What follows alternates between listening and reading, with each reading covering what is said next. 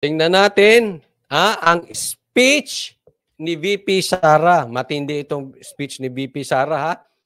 Pakinggan nating mabuti. Namahal kong kababayan, Oy. Assalamualaikum. Madayaw ugmayong adlaw kaninyong tanan. Magandang araw sa inyong lahat.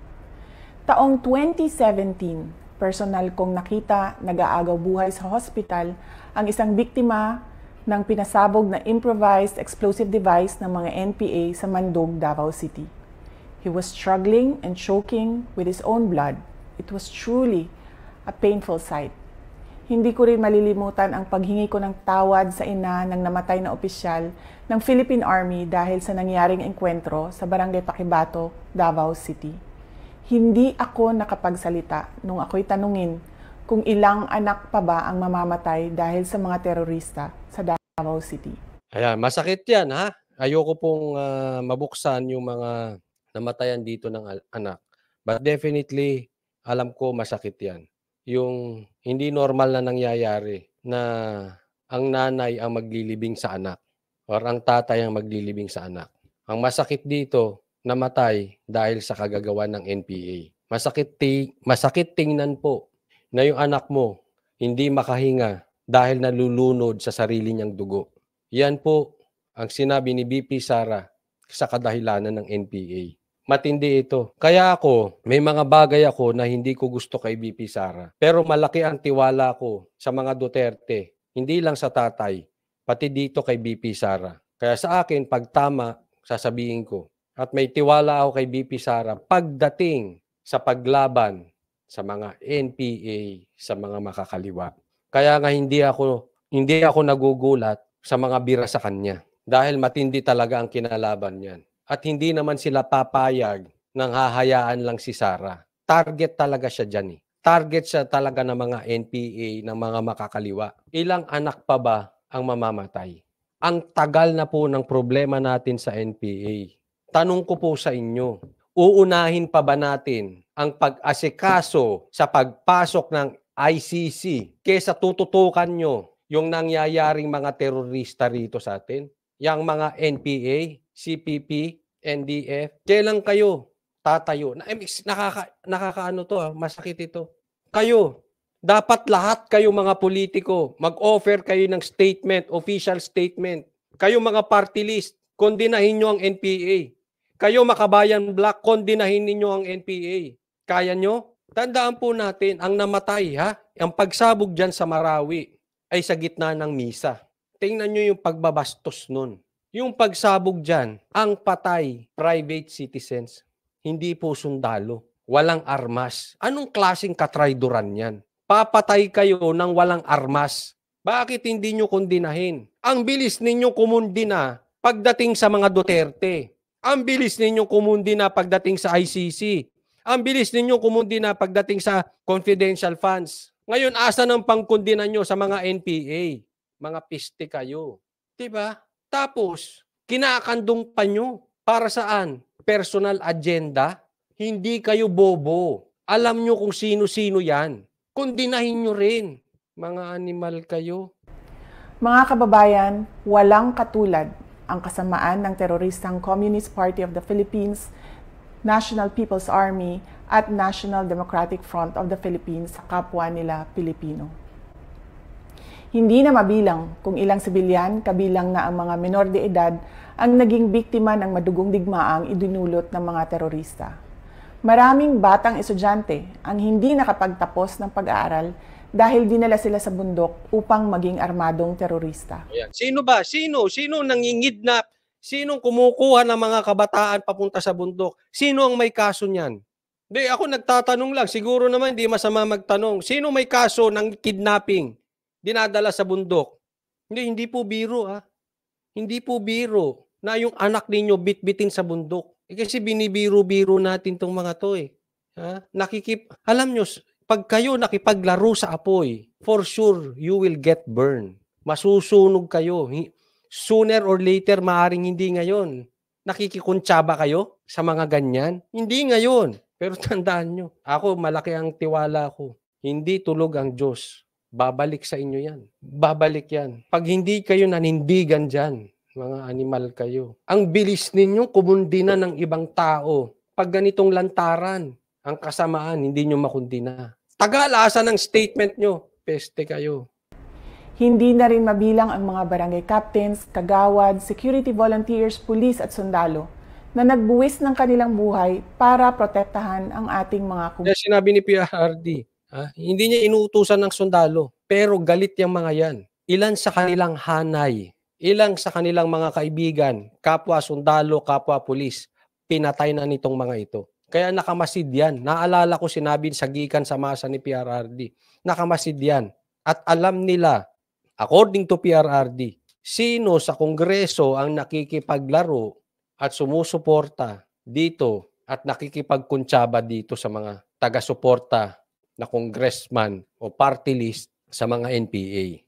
Alam mo, nabanggit kasi inilive natin dito nilive natin si Attorney Topacio at nabanggit niya yung nilabas nilang sa Netflix yung Mama Sapano. Mama Sapano ba yon? Kakapanood ko lang, biglang nangyari ito. Alalahanin nyo yun. Kawawa yung mga pulis natin doon.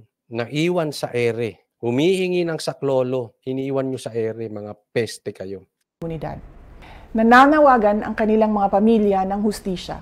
Subalit, hindi ito makakamit kung bibigyan natin ang mga teroristang grupo ng amnestiya sa pamamagitan ng Proclamations 403 at 404.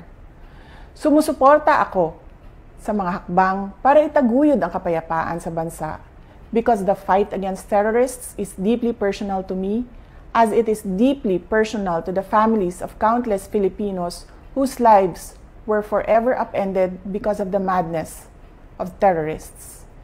Pero hindi ang pagbibigay ng amnestiya ang daan sa kapayapaan. Ang dapat nating gawin ay pagpatuloy ang ating mga nasimulan sa NTF-ELCAC at mas palakasin pa ang mga ito. Isa pa ito, yung NTF-ELCAC na yan. Hindi ko alam bakit pa kinokontra yan. Yan nga ang napaka-epektibo para lumaban sa mga extremist, sa mga terorista. Ewan ko, bakit ang inaasikaso ninyo ay yung pagbabansag ninyo ng terorista kay Tebes? Ang dami na pong nagawa nitong mga NPA, etc., etc. Bakit hindi sila ang hanapin ninyo? Yung talagang may history ng terrorism sa Pilipinas. Bakit sinausawan natin ng politika itong pagbansag kay Tebes ng terorista? Ang layo nyo sa putukan.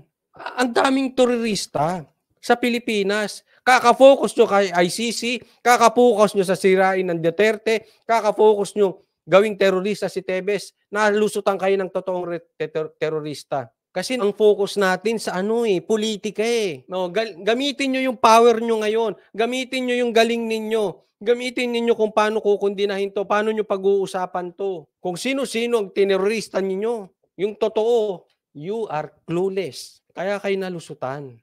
Panalo na tayo. Lumalaban na ang mga komunidad. Mr. President, the government's statement with the NDFP in Oslo was an agreement with the devil. Napatunayan na natin sa kasaysayan na hindi sila seryoso at wala silang sinseridad sa usaping pangkapayapaan. Ito, first time, simula nabuo nila ang unit team, first time ni VP Sara, in-address si Marcos na mali ang kanyang ginawa. And this is big time. Ito na ba ay tuluyan ng paghihiwalay? And I'm sure sasawsawan ito ng mga dilawang laos. Sasawsawan nila, ito mga vloggers ng dilaw, sasawsawan na naman nila yan. Ingat-ingat po tayo. Let's stick with the issue. The issue dito ay yung mga terorista na binabanggit ni Sara, NPA, etc., CPP, NPA, et al., iba pa. Yun yung binabanggit ni Sara, doon tayo mag-focus. So kung kayo ay nakikisawsaw lang dito na dilaw, wag po. Kasi baka instead na sawsawan nyo ito, na tas pag-aawayin ng ibang tao, bakit hindi nyo muna tanungin? Ito talong lang. Bakit di nyo tanungin? Sino sa hanay nyong dilaw ang nakikipaglaro sa demonyo? Gaya ng sabi ni Sara, sino sa hanay ninyong dilaw ang nakikipaglaro sa mga terorista? Bago kayo sumausaw at bago kayo magtali-talinuhan, bago kayo magbanggit ng human rights, kawawa naman yung mga naapi, kawawa yung mga sino sa inyo ang nakikisabwat sa mga NPA na marami nang napatay? tanungin nyo muna yung hanay ninyo. Ang mga kumakalaban sa mga Duterte, sila rin ang sumusuporta sa mga terorista. Sakto! Sabi ni Tita Liza yan, ha? At yung opinion niya is as good as my opinion. Wala kayong pakialam doon. Baka sabihin nyo, hindi, mali. Fake news, hindi. Opinion ko yun. Sabi ni Mary Grace, dami ng dilawan ang sumasawsaw sa X. Kaya nga sasawsawan nila yan. Anong gagawin nila? Aalisin nila sa issue. Kaya mag-ingat kayo.